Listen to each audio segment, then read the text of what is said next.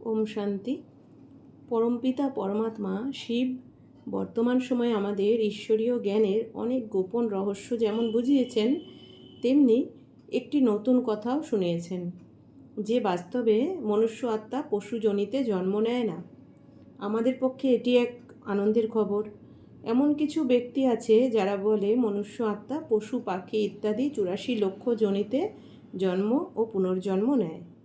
তারা বলে, যেমন কোনো দেশের সরকার অপরাধীকে শাস্তি দেবার জন্য তার স্বতন্ত্রতা ছিনিয়ে নিয়ে তাকে একটি ঘরে বন্ধ রাখে, অর্থাৎ জেলে রাখে, এবং কিছু সময়ের জন্য সুখ সুবিধা থেকে বঞ্চিত করে। তেমনি মানুষও যদি কোনো কুকর্ম করে তাহলে তাকে দণ্ডস্বরূপ পশু পাখির জনিতে দুঃখ আর পরাধীনতার দুর্ভোগ ভুগতে হয়, এরকম মানুষ বলে থাকে। জ্ঞান সাগর পরমপিতা পরমাত্মা শিব বুঝিয়েছেন, মনুষ্য আত্মা নিজের কুকর্মের দণ্ড নিজের জনিতেই ভোগ করে। পরমাত্মা বলছেন, মানুষ খারাপ গুণ, কর্ম, স্বভাবের জন্য পশুর চেয়েও হীন হয়ে যায় এবং পশু পাখির থেকেও অনেক বেশি দুঃখী হয়। কিন্তু মানুষ কখনো পশু পাখির জনিতে জন্ম নেয় না। এজন্য আমরা দেখি এবং শুনেও থাকি যে মানুষ বোবা, অন্ধ, কালা, খোড়া, কুষ্ঠ ও চিররুগ্ন তথা কাঙাল হয়। এবং আরও দেখতে পাই যে কোনো কোনো পশু পাখি মানুষের থেকেও বেশি স্বাধীন ও সুখী। তাদের যেমন কুকুরকে পাউরুটি মাখন খাওয়ানো হয় এবং সোফাতে শুতে দেওয়া হয়, মোটর গাড়িতে চড়ানো হয় এবং অনেক আদর যত্নের সাথে পালন করা হয়। কিন্তু এমন অনেক মানুষ এ সংসারে আছে যারা ক্ষুধার্ত ও অর্ধনগ্ন জীবনযাপন করে এবং যখন তারা একটি দুটি পয়সার জন্য হাত পাতে তখন লোকে তাদের অপমান করে। কত মানুষ শীতে কাঁপতে কাঁপতে অথবা রুগ্ন অবস্থায় রাস্তার পাশে কুকুরের চেয়েও অধম অবস্থায় মৃত্যুবরণ করে ও কত লোকই তো অত্যন্ত দুঃখের জন্য নিজের হাতে নিজেকেই শেষ করে ফেলে।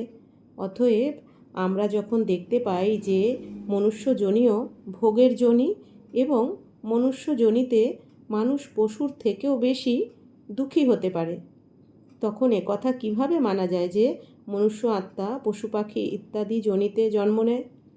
এছাড়া প্রত্যেক মনুষ্য আত্মার মধ্যে নিজের জন্ম জন্মান্তরের পাঠ রেকর্ডিং করাই থাকে, যা হলো অবিনাশী, অর্থাৎ আত্মার মধ্যে পাঠ পূর্ব নির্ধারিত করাই থাকে।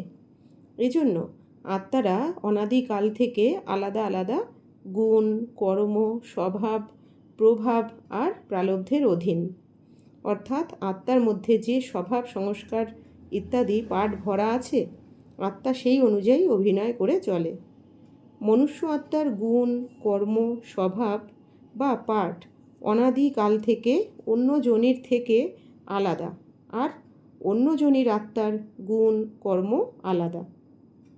অতএব আমের আঁটি থেকে কখনোই লঙ্কা জন্মাতে পারে না, কারণ যেমন বীজ তেমন বৃক্ষ।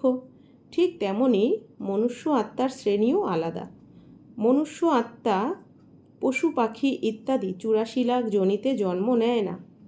মনুষ্য আত্মা এক কল্পে মনুষ্য জনিতেই সর্বাধিক 84 বার জন্ম পুনর্জন্ম নিয়ে নিজের কর্ম অনুসারে সুখ দুঃখ ভোগ করে।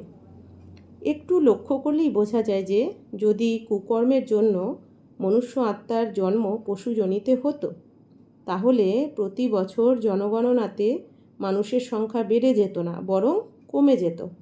কারণ আজ সবার কর্ম বিকারের জন্য বিকর্ম বা অপকর্মে পরিণত হচ্ছে।